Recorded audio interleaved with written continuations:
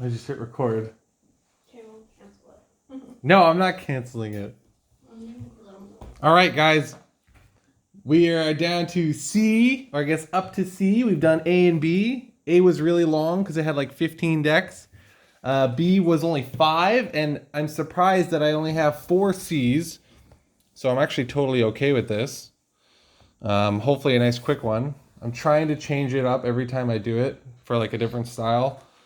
I also, for some reason, use a different phone every time, which is kind of odd. But we're going to start off this one with Chainer. There's a couple, like I said before in the other video, I don't really, these aren't the best, they're kind of cheap. I prefer boulders, but you can only buy what your store is providing. So I'm going to do a slightly different style this time. I'm sort of going to just show you the guy. 2 black and red, 3/2 for Chainer, Nightmare Adept.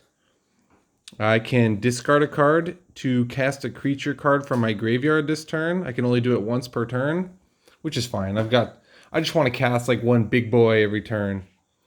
And then if I do have it enter from somewhere other than my hand, a creature, a non-token creature, it'll gain haste until my next turn, which is not bad.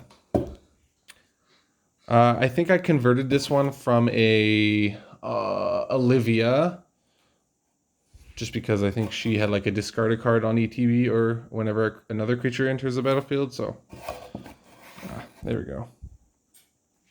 So I've got a different layout here this time. I'm just going to show you sort of like some of the big things that I want to bring out and then sort of how I can win the game. So I'm just going to try to fuel my graveyard, unless I can ramp up enough to cast these guys. But generally, the nice thing is that as long as there's no graveyard hate, we can get them out a lot, more times than one, which is great. So we've just got Lord of the Void, obviously a big beater. Oh, I got to try to center this. I don't know if anyone has ever done these types of videos, but you want to just look at the cards in your hand, but you also want to look at the monitor that you're doing to see if it's actually centered. There we go. So yeah, just big beaters. Got to put a tally in everything that's red.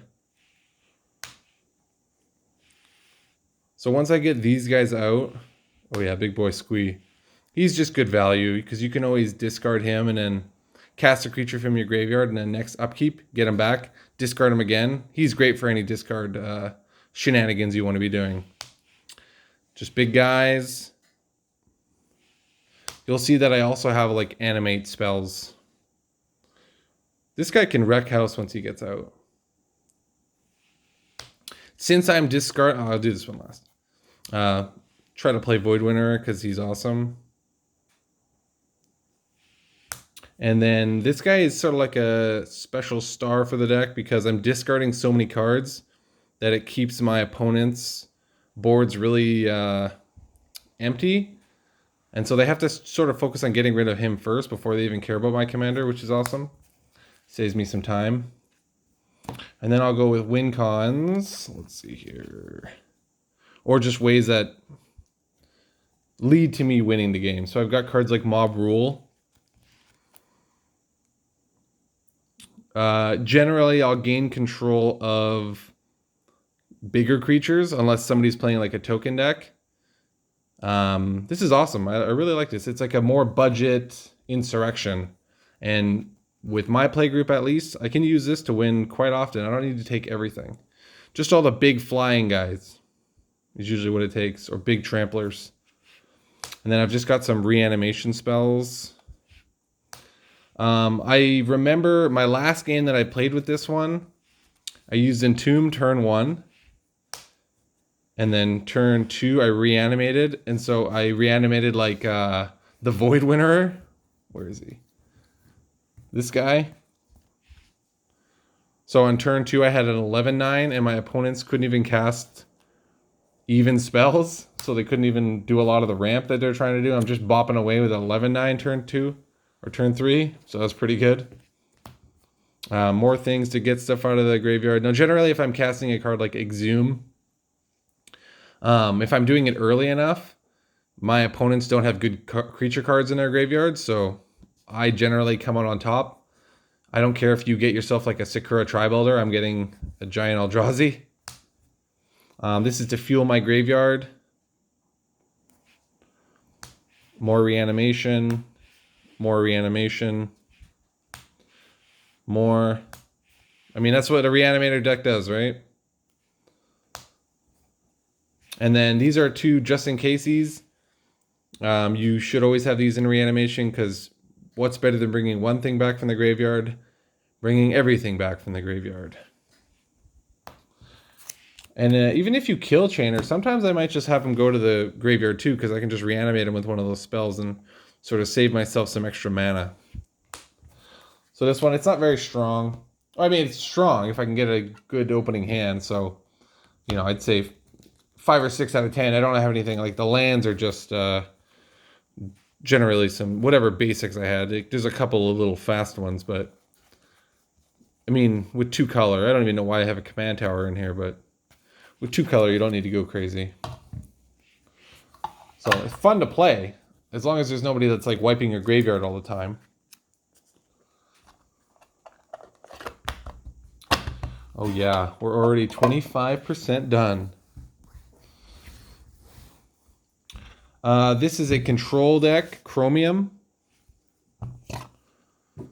Chromium the Mutable. 4 and Esper.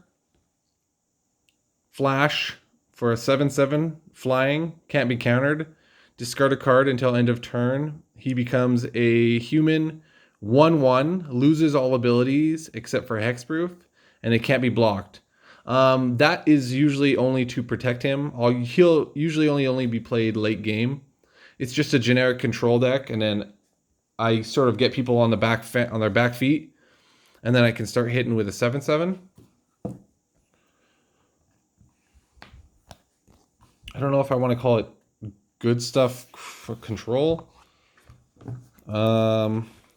Let's see here I'm just looking at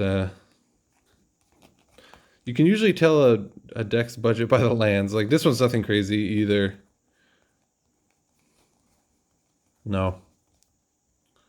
You do draw a lot of cards in control, so I have Reliquary Tower just in case. Couple of fast lands, but nothing crazy.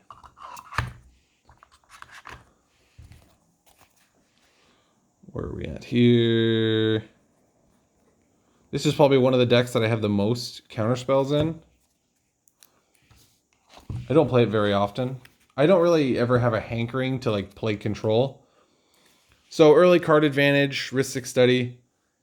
Get it in there, get your I want to start like bringing a little bell, like one of those concierge bells, and every time somebody draws or plays a spell, I'll just ding it, which is super annoying, but that's the card. This is a cool card. I don't know if a lot of people know about it. Dissipation Field enchantment. If a permanent deals damage to you, not even just combat damage, return it to its owner's hand. So this really slows people down. I've got Propaganda in here and Ghostly Prison. Just stay away from me, basically. Artifact and enchantment spells your opponent's cast cost 2 more to cast. That's awesome. And then just in case, I can use it to destroy a really problematic card. And then I've just got a couple beaters here. There's not too many big beaters in the deck. So my favorite one here is probably Nezahal. I'm playing this in everything that has blue if I can find one. Can't be countered, no maximum hand size for a 7/7 beater. Don't really care. I don't really attack with them too often. But whenever an opponent casts a non-creature spell, I draw a card, which is awesome. And then if they try to remove him, or even a board wipe, discard 3 cards, exile him, comes back at the beginning of the next end step, so he sticks around. Don't bother too much with the ETB. It's good. It's not great. But I do like the card draw I get. He's got I can't remember what that card is called, but it's whatever that card is on a stick. Whenever he attacks, pay X white, blue. If I do, gain X life and draw X cards. And then I've got OG control guy, Dragonlord Ojutai. Uh-oh. What's up, Edgar? Deals combat damage to a player. Oh, he's got hexproof as long as he is untapped. Deals combat damage to a player. Look at the top 3 cards. Put one of them into your hand and the rest on the bottom. Pretty good. Just card draw. And then try to get one of those big guys out and then use my counter spells and protection to keep him safe. Put one of these on him and swing away. It goes long game pretty well. People tend to leave you alone because they know, like, you've always got a handful of cards, and I'd call it 5 out of 10. It's fun, but nobody wants to play control all the time, right? I think I have better control decks. We're gonna go with a super fun one. This one, so you don't know this yet, but I have all these decks that are labeled, or sort of just like my regular of the 170 plus or whatever it is. But I also have 10, at least, I have to do 10. 10 decks in clear boulders. Those are like my power 10. And by that I mean most fun for me to play. This one was debatable on whether I wanted to put it in because I really love the strategy of this. It's probably not going to be what you expect, but it's Chulane. So, you know, you think Chulane, what am I going to do with this guy? 2 in Bant, Vigilance, 2/4, don't care, he could be a 1/1. Whenever you cast a creature spell, draw a card, then you may put a land card from your hand onto the battlefield. 3 in tap, return target creature you control to its owner's hand. So how would I want to abuse this? Maybe get those guys that when they ETB, bring something back to your hand, cast it again, draw more cards, put more lands out. Great strategy. A lot less fun for your opponents, and I didn't want to do that. So we're going to do a much more fun version. And we're going to play with these guys, the Partitioners. It's a mill deck. So we've just got a ton of the Partitioners in here. I love that they cost very little. Generally, I don't really use the first ability. I don't think anybody does unless you're like in an emergency. But it's pretty easy with Chulane to get 4 out at least and just start milling people like crazy. He's really good because he just keeps your hand full of these guys. I don't have a Thrumming Stone. I don't think I have enough in here for a Thrumming Stone. Which means like when you cast one, you can like look at the top 4 and like cast them for free, I think, something like that. I don't really care. It's also a pretty expensive card. So that's the main win con, but we have like backups.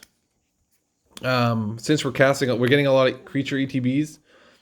Whenever a creature enters the battlefield, put a +1/+1 counter on each creature you control. They start off as 1/3s and then people don't worry about them. If my mill strategy isn't working out, put this down and then all of a sudden I am playing a large creature deck. This one is really good late game if I have a lot of them in my graveyard. Exile all zombies, return all humans, and they are humans. Return all humans from the graveyard to the battlefield, and then I can just tap them as they come out because you don't need haste to activate their ability. The one with tapping 4. And then here's another one. It's sort of like you could call it like a budget Cathar's Crusade. Or actually it's more of like an overrun, I guess. Play this late game when you have a lot of them on the board and all of a sudden they're 3/3s instead of 1/3s. So that's good. And it turns all of your opponent's big creatures into 3/3s. So at worst case scenario, we just have more than them. So we're just hitting over and they're losing all their big guys. This is a great card too. It is super resilient because even if you kill it, it's going to come back eventually. Every time I cast one of those guys, I'm going to get a 4/4 with Vigilance with it, which is awesome. And then just like a couple, there's a couple of these in here. Whenever you draw a card, just mill. There's a couple of mill enchantments. There's nothing great. It's more creature-based mill. I think this deck has only lost like once because people haven't really been expecting it. I don't think there's just little good value cards like the Medallion in here so I can get them up faster. Cyclonic Rift. I wonder when they're going to ban Cyclonic Rift. I guess I could have put this as one of my beaters. I just love this card so much. If I can get him out, Mill someone for half. That's just fun. It mills pretty consistently. Even if they keep killing Chulane or Chulane, I'm going to say Chulane. I can still sort of do the strategy still, so it's not too bad. But he's cheap and he can save himself if he needs to. Fun to play. Almost in my top 10 for funness, but it was just beat out by other things. And then I have sort of just, it's a super weak one. I just built it recently. It's Caliph. I say Caliphy. I just got a foil in it and with the constellation art, and I just thought it was really pretty. So it's a 1 blue for a star 3. Its power is equal to your devotion to blue. And then if you want to target my creatures or enchantments, they cost 1 more for my opponents. So not bad. So what I did with this deck is, obviously I want to focus on the devotion to blue part. So I'm playing a lot of cards like Charmed Sleep, ETB, tap a creature that doesn't untap. I'm using enchantments that turn my opponent's creatures weaker or gain control of them. As long as they're enchantments that have devotion, my Caliphy is going to continue getting bigger. And eventually, I can just start... And then, I mean, I can steal they're good creatures too, right? So start beating away with them. But eventually, with all these enchantments out, Caliphy's going to get pretty big, and I can just start making her unblockable, start hitting in. It's really slow. Unblockable Shroud, give it flying if I need to. Double the damage it deals after unblockable, hopefully. Unblockable, flying, or just make it even bigger, right? And then just a couple of things to slow people down. This is a good card. Obviously, it's hard in mono blue to get this much quickly, but this is really good. I love putting this in blue decks too. Whenever an opponent casts a spell, I can exchange control of this creature with that spell, but then my opponent will get it, and then they can... It's a more of a political card. It's pretty fun. This deck is fun for me to play. It's really not that strong. It's like 3 or 4 out of 10. It's got the generic good blue removal. But I just like the art, and a lot of people forget about that 1 more to cast, so they usually tap out for a big creature or a big play, and then they try to remove this, and it's just like, well, sorry. But it's I don't think it's ever going to win because it's not that great, but it was super cheap to build, and it's a good challenge. You don't really know, like, there's easy ways to win. You know how to win. You draw all the cards, play all the big creatures, and then just hit for combat damage. But this one's like, okay, I need to sort of navigate around the battlefield, slow down the certain opponents, play some politics. Maybe like I'll tap a guy's creature down so that another guy can get into him, so it's a little political. I should add a monarchy card in here just to, because I have a lot of unblockables, so get some extra card draw maybe. Pass around monarchy politically. Weak but fun and pretty to look at. And that's it. That's C's. I thought there was more, but I think the D's is going to be a little bit more. But that's it. Quick, painless. And hopefully this one was easier to get all the information. I might just go back to how I did it before, where it's just like I sort of flip through it and remember how it's played. But we'll see. We're going video by video, so we'll get D's next. Hopefully soon. Thanks for watching.